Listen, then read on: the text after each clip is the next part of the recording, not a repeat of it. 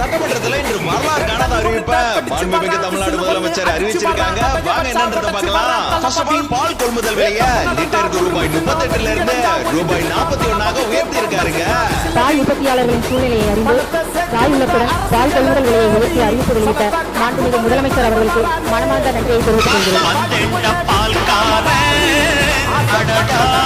வடசென்னையை மையமாக கொண்ட பெரம்பூர்ல 300 கோடி மதிப்பீட்டில் 400 படுக்கைகள் கொண்ட உலக தரத்திலான பன்னோக்கு உயர் சிறப்பு மருத்துவமனை அமைக்கப்படும். மக்களுடைய உணர்வு அறிந்து மக்களுடைய மனதறிந்து இன்றைக்கு மாண்புமிகு முதல்வர் அவர்கள் இந்த அறிவிப்பை அறிவித்திருக்கிறார். அதைத் தொடர்ந்து முதலமைச்சரின் விரிவான மருத்துவ காப்பீட்டு திட்டத்தின் இலவச மருத்துவ சிகிச்சைக்கான மருத்துவ காப்பீட்டு தொகை ஆண்டொன்றுக்கு 5 லட்சத்திலிருந்து 25 லட்சமாக உயர்த்தப்படும். 5 லட்சத்திலிருந்து 1 லட்சம் 25 லட்சம் உயர்த்தி கொடுத்தது ஒட்டுமொத்த தமிழக மக்களுக்கும் ஏழை எளிய மக்களுக்கும் பெரிய அளவில் உதவி செய்வது. அடுத்த அரசு மருத்துவக் கல்லூரிகளில் 350 கோடி மதிப்பீட்டில் கூடுதல் மாணவர் சேர்க்கை இடங்கள் உருவாக்கப்படும். அதற்கடுத்து தமிழ்நாட்டில் அதிகரித்து வரும் புற்றுநோய்களை தடுக்கவும் தரமான சிகிச்சையை வழங்கவும் முதலமைச்சரின் புற்றுநோய் பராமரிப்பு இயக்கம் 673 கோடியே 44 லட்சம் ரூபாய் மதிப்பீட்டில் மேம்படுத்தப்படும்.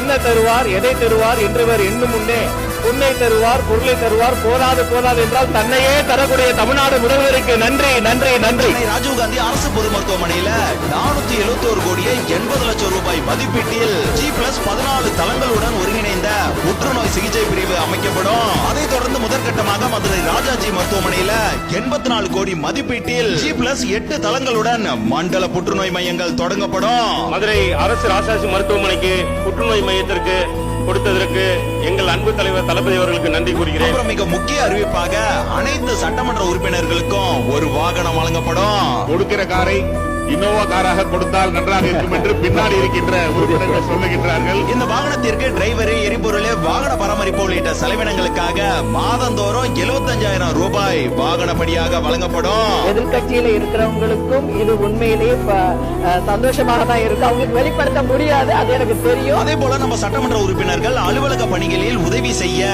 ஒரு உதவியாளரை நியமித்துக் கொள்ள மாதந்தோறும் ரூபாய் 25,000 உதவியாளர் படியாக வழங்கப்படுங்க. இதுதான் எங்க முதல்வர் இந்த வாகன தேவை கோரிக்கையை முன்வைத்தது விசிக உறுப்பினர் ஜோதிமணி அவர்கள் தான்.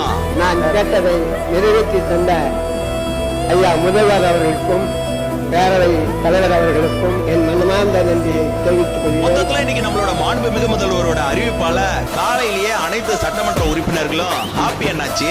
கொடுத்ததெல்லாம் கொடுத்தார், இவர் யாருக்காக கொடுத்தார்? அனைவருக்கும் தான்